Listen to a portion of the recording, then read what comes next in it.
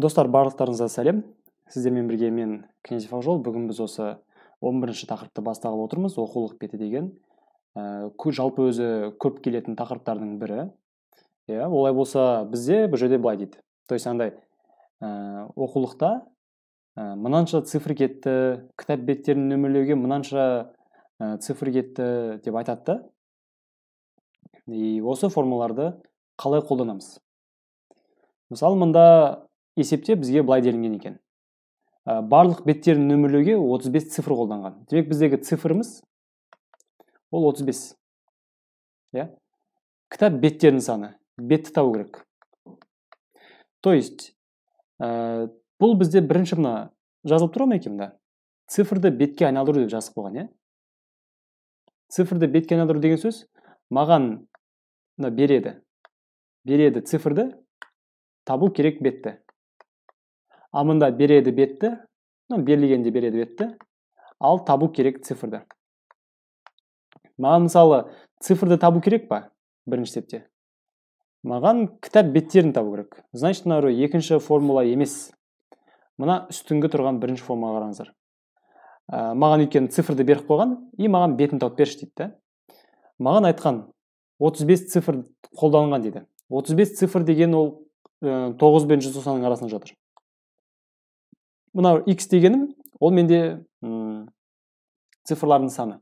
Мысалы, цифрлар санына 2000 цифр кетті десе, онда мен мына екінші формулаға қолдану керекпін. Өйткені 2000 деген ол 189 бен 2890-ның ортасында жатыр. Сондықтан мен екінші формулаға қолдану керекпін. Ал менде 35 дегенім, ол менде 9 бен 190-ның арасындағы цифр ғой. 9 бен 190-ның арасында сан ғой. Сондықтан мен мына бірінші формуланы қолдану керекпін. То есть, мен былай жасаймын. Мен қазір x-тің орнына 35-ті қоям. 35 қосылған. Мында да тұрам 2. 35-ке 9-ды қосам. И шыққан санды бөлемін 2-ке. Мында бөлу деген сөз ол бөлшек 2-ге 1 емес па? 35-ке 9-ды қосам, менде 44 болады. 2-ке бөлсем 22. Демек 22 бет бар деген сөз. Или 22 бетті нөмірлеуге 35 цифр кетеді деп түсінсек болады. Енді келесі сеп. Кітап бетін нөмірлеуге 71 цифр. Демек біздің цифрларымыз 71-ге тең. Егер кітапты бірінші беттен бастап нөмірлесе, бір емес, үшінші бет тұр екен ғой. Үшінші беттен бастап. Қараңыздар, алдыңғы есепте мында нөмірлеу бірден басталған. Сондықтан формулаға сразу қойдық. Ал мында нөмірлеу үшінші беттен басталған. Үшінші беттен басталса, мендегі бірінші және де екінші бетім есептемей тұрмын ғой мен ол екеуін. Өйткені мына формулалар, жалпы осы формулалар, ол бірінші беттен бастап есептеуге арналған. Бірінші беттен. Ал мен үшінші беттен бастап жатырмын. Үшінші беттен бастадым деген сөз, мен бірінші бет пен екінші бетті есепке алмадым деген сөз. Мен сол екеуін есепке алу керекпін мында. Сонда 73 цифр болады. Біргеші. Демек, бізде қазір былай болады. 73-ке қосамын 9-ды и бөлеміз 2-ке. Өйткені біз мына формула қоямыз. Неге ол формула? Өйткені біздің 71 деген санымыз. Ол 9 бен 190 арасында жатыр ғой. Сондықтан мына бірінші шартты қанағаттандырып тұр. 73-ке 9 қосатын болсақ, бізде болады 82. Оны 2-ке бөлеміз. Сонда бізде 41 деген сан шығады екен. Ол 41 деген ол бізде қажет тұр. Бізде ол бұда тұр. Все. Келесі, дәптердің бірден бастап нөмірлеуге 87 цифр кетті. Цифрларымыз 87-ге тең. 87 деген қайттан мына бірінші шартқа қанағаттандырып тұр. Демек, бірінші форманы қолданамын. 87-ге қосамын 9-ды, бөлемін 2-ге. Неге сразу қойып отырмын? Өйткені мында бірден басталған дейді. Алдыңғы есепте просто 3-тен басталғанда алдыңғы есеп. Из-за этого мен 2 бетімді қосып қойдым. 1 мен 2 деп атқан. Ал мен мында ешнәрсе қоспаймын, өйткені бірден басталып тұр етақты. 87-ге 9 қосатын болсақ 96, 2-ге бөлетін болсақ 48 деген жауабын береді екен. Келесі, кітап беттері 430 цифрмен нөмірленген. Бізде 430 цифр бар екен. Егер нумерация белгілеу, оның үшінші бетінен бастап нөмірленген. Үшінші бетінен бастап нөмірленсе, оған дейін 1 мен 2 бар ғой, сол екеуін мына цифрларға қосып қойымыз керек. Сонда бізде 432 болды. 432.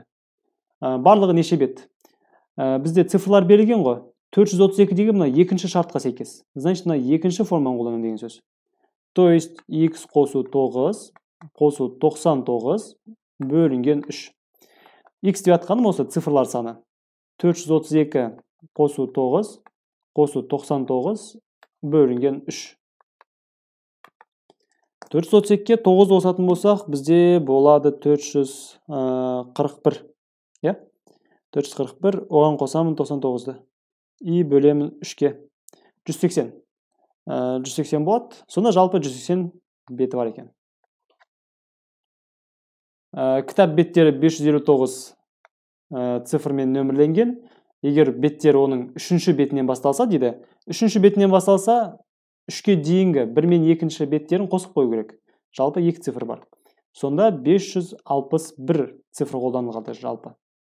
Неше бет бар? 561 деген ол да екінші шартқа қанағаттандырады. Өйткені 561 ол бізде 189 бен 2890-ның ортасында. Тек мына форманы қолданамыз. X қосу 9 қосу 99 бөлу 3. X орнына 561 қосу 9 қосу 99 и бөлу 3. Тең болады. 561-ге 9 қосатын болсақ, бізде 570 болады. Оған қосамын 99-ды. 669. 669 бөлінген 3. Ал 669-ды 3-ке бөлетін болсақ, бізде 223. 223. Ол менде Е жауабында орналасқан. Кітап беттерін нөмірлеу үшін 513 цифр пайдаланды. Біріншіден басталған, значит, несе қоспайым. Барлығында неше бет? 513 деген ол мендегі екінші шартты қанағаттандырады ғой. Демек 513 қосу 9 қосу 99 и бөлемін 3-ке. Тең болады. Мысалы мен 513-ті қосайын 9-ды 522 алам, ал 99-ды қоссам 621 алады екен. 621 бөлі 3. 621-ді 3-ке бөлейік 207. Сонда ол 207 беттен тұрады екен. Келесі. Көркем әдеби кітаптың беттерін нөмірлеу үшін 963 цифр қолданылған. Біріншіден басталған, ешнәрсе қоспаймыз, значит. Все, бетке айналдыра беремін сразу. Мына екінші формамен. Неге екінші? Өйткені мендегі 963 дегенім ол менде екінші шартта қанағаттандырады. 963 қосу 9 қосу 99 бөлу 3. Тең болады. Қараңыздар, 963-ке қосамын 9-ды, қосамын 99-ды. 1071 дейді. 1071 бөлінген 3. Ол менде, осыны 3-ке бөлейік, 357. 357. 357 қайда тұр? Міне Б жауабында тұр. Келесі. Кітаптың алғашқы беті 3 цифрмен нөмірленген. То есть, кітапты ашатын болсам, кітап қой мына менің, мынау сол жақ страница, мынау оң жақ страница. Мында 3 деп жазып қойыпты. Оның 110-шы беті неше цифрмен нөмірленген дейді. Біз жалпы достар, мына 110 бетті нөмірлеуге қанша цифр кететінін табуымыз керек. Өйткені бізде мында бетті бергенде неше цифрмен деп, наоборот, цифрді сұрап тұр. Керісінше бұл жерде. Бізге керісінше бұл жерде, значит, бетті берген, мысалы 110 бет деп. И неше цифр. Демек біз бетті цифрға айналдыру керекпіз. То есть бетті мінекей цифрға айналдырамын. Ал енді қараңыздар, мына 110 дегенім ол менде 3 таңбалы сан емес пе? Демек ол 3 таңбалының формасына қараймын. О жерде x көбейту 3 минус 9 минус 99. Ну, то есть мында 3-ке бөлсем, мында 3-ке көбейтемін. 9-ға қоссам азайтамын, 99-ға қоссам азайтамын тоже. Ну, осыған обратный да, керісі. 110-ды 3-ке көбейтейік, азайтамыз 9-ды, азайтамыз 99-ды. Жалпы 110-ды 3-ке көбейтсек 330, одан азайтамын 9-ды и азайтамын 99-ды. Сонда менде 222 болады. Бірақ дұрыс жауап 222 емес. Неге? Өйткені нөмірлеу менде 3 деп басталады. То есть 3-ші беттен бастап мен нөмірлегем. Ал алдындағы 1 мен 2-ні мен нөмірлеген жоқпын оларды. Демек осыдан 2-ін алып тастаймын, өйткені оларды нөмірлеген жоқпын ғой. Ну, сонда мен 220 ғана цифр қолданамын. Бағана мен цифрлар болғанда, онда қосып қоям. Вот видите, цифрлар берілсе қосып қоям, бет берілсе азайтып қоям. Хорошо? Келесі. 220, я белгіледік. Келесі, кітаптың алғашқы беті 3 цифрмен нөмірленген. Значит, мендегі 3-ші беттен бастап нөмірлеп жатырмын. Оның 241-ші беті неше цифр? 241 деген 3 таңбалы ғой. Тек мына формулаға қоямыз. 241 көбейтілген 3 алу 9 алу 99. 241-ді көбейтіп көрейікші 3-ке. 723 екен. Алу 9 алу 99. Алу 9 алу 99. 615. Содан мен мына бір үшінші цифр десе ол 1 мен 2-ні жазған жоқпын. Осы екеуін алып тастаймын. Сонда 613 деген қалады. Ол мендегі С жауабы. Арман 1 мен 1000-ды қоса алғандағы натурал сандарды жазып шықты. Ол қанша цифр қолданды? То есть 1-ден 1000-ға шейін нөмірледі деп түсінсек болады. Қанша цифр кетті? Түсінесіздер ма? Менде беттердің саны 1000 деп алсам болады. И x цифр. То есть 1000 бетке неше цифр кетеді? Өйткені маған по-любому цифрді сұрап тұр ғой. Значит, мен 1000 деген жалпы ол 4-тен балсан ғой. Демек, мына соңғысына қарайық. X көбейтілген 4, алу 9, алу 99, алу 999. Бұлай жаттаңыздар, 2-тен баласан болса 2-ге көбейтем, 3-тен балы болса 3-ге көбейтем, 4-тен балы болса 4-ге көбейтем депші. Солай өздеріңізге жеңіл болар. 1000-ды көбейтем 4-ке, азайтам 9, азайтам 99, азайтам 999. 1000-ды 4-ке өтсек 4000. Азайтамыз 9-ды, азайтамыз 99-ды, азайтамыз 999-ды. Қараңыздар, 4000-нан азайтам 9-ды, азайтам 99-ды, азайтам 999-ды. 2893 дейді. 2893. Ол мендегі С жауабы. Натурал сандарды 1-ден бастап қатарынан жаза бастады. Ал 1992 орында қандай цифр тұр дейді. Бұның логикасы қандай өзі? Мысалы қараңыздар, бірінші орын. Натурал сандар ол 1, 2, 3, 4, 5, 6, 7, 8, 9, 10, 11, 12 и сөйтіп кете берген ғой натурал сандар. Мысалы 1 деген ол бірінші орында тұр. 2 деген екінші орын, 3-ші орын, 4-ші орын, 5-ші орын, 6-ші орын, 7-ші орын, 8, 9. Ал 10-шы орында мына 1 деген цифр тұр. Ал 11-ші орында 0 деген цифр тұр. 12-ші орында 1 деген цифр тұр. 13-ші орында 1 деген тұр. 14-те 1 деген тұр. 15-ші орында 2 деген цифр тұр. Видите, логикасы қандай? Значит, 1992 дегенім ол менде цифрлар саны. Түсінесіздер ма? 1992-ні бірінші бет каналдырып алайын. 1992 деген ол менде мына екінші шартты қанағаттандырады ғой. Қосу 9, қосу 99, бөлінген 3. Енді қараңыздар. 1992 қосу 9, қосу 99, 2100 болады екен. Бөлі 3. Сонда 700 болады екен. Бөлі 3-ке 700. Ну, то есть мында былай ғой, 700. 700 деп жазатын болсам, мынау ең соңғы нөлім ол 1992 орын. Ал оның алдындағы нөл 1991 орын. Ал мына 7 1990 орын. Түсінесіздер ма? Сонда мендегі ең соңғы орында 0 деген цифр тұр. Вот. Бір газеттің, мынау уже кішкене новылау тақырып, жаңалау. Былай дейді, газеттің бітіп ортасынан 2 бет түсіп қалды. Мына біздің газет болсын. Мында 4 деп жазылып тұр, мында 9 деп. Мен мында оң мен солды ауыстырып қойдым, как-то бәрібір. Просто біз үйреніп қалдық қой, что сол жақта кіші сан, оң жақта үлкен сан дегенге үйреніп қалдық. Газеттің мынау 2 беті, сіздер андай қос парақ алып бақылау жазасыздар ғой. Соның қос парағы деп ойласаңыздаршы. Мысалы, газеттің мына сол жағында 4, оң жағында 9. Газет неше беттен тұрады дейді. То есть, общий неше бет бар екенін табу керек бізге. Енді қараңыздар. Газеттің мына жағында, сол жағынан қарайсыздар всегда. 4 болса, оған дейін әлі 3 бет бар. 4-те жазылып тұрса бетінде. Значит, 4-ке дейін әлі 3 бет бар.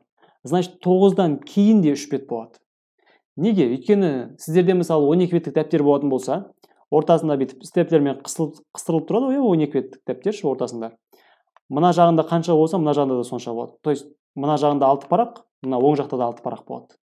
То есть, анда симметриясы сақталады да. Егер екеуін бір-біріне қосатын болсам, 9-ға 3-ті қоссам, 12 ол общий бет. Ал егер 9-дан 3-ті азайтсам, 6 болады ғой, ол түсіп қалған беттер саны. Түсіп қалғандары. Жалпы біздегі жауап 12 в данном случае. Ал түсіп қалған деген не? Мысалы, сіздерде сол жақ 4, оң жақ 9 деген ол боламайды никак. Өйткені 4-тен кейін 5 кету керек қой.